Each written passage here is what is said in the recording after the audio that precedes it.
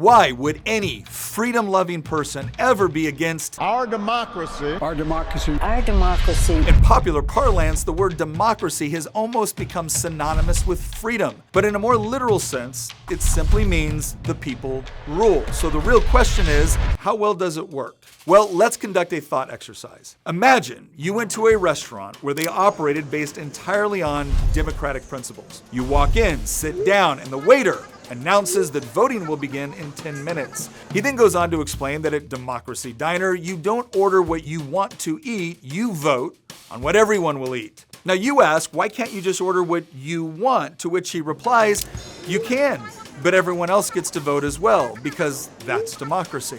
Now, all this seems a little bit strange, but you certainly don't want to be undemocratic, so you begin to write down your preferred drink, main course, and dessert. And as you're doing this, you notice that there's a group of people looking over from the next table, and they seem very concerned about your selections.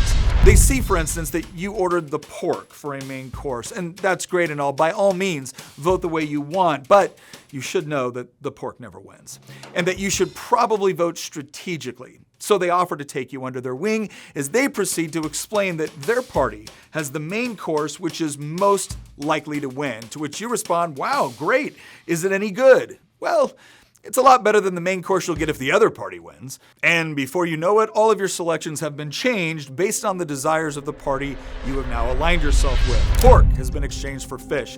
Your Coca-Cola is now an unsweetened iced tea. And of course, your hot fudge sundae will now be served without nuts due to potential peanut allergies because you wouldn't want to be uninclusive.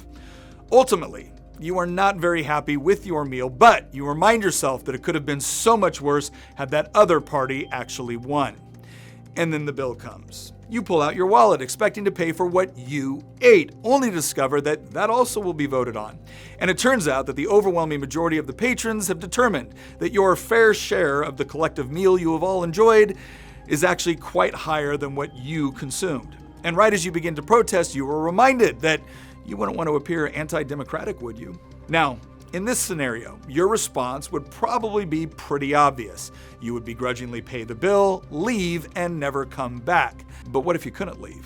What if that was the only dining option available to you for the rest of your life? Well, you'd probably work very hard to make sure that next time it was you and your party calling the shots. Now, the point of this exercise is not to suggest that democratic processes are, in and of themselves, evil, but rather to illustrate that, like with any process, there are flaws and perverse incentives when left unchecked. And that can be very harmful to freedom rather than supportive of it. Because while politicians may like the idea of freedom as being little more than deciding which one of them you get to vote for, in reality, genuine freedom is usually found in societies where you have choices over your options.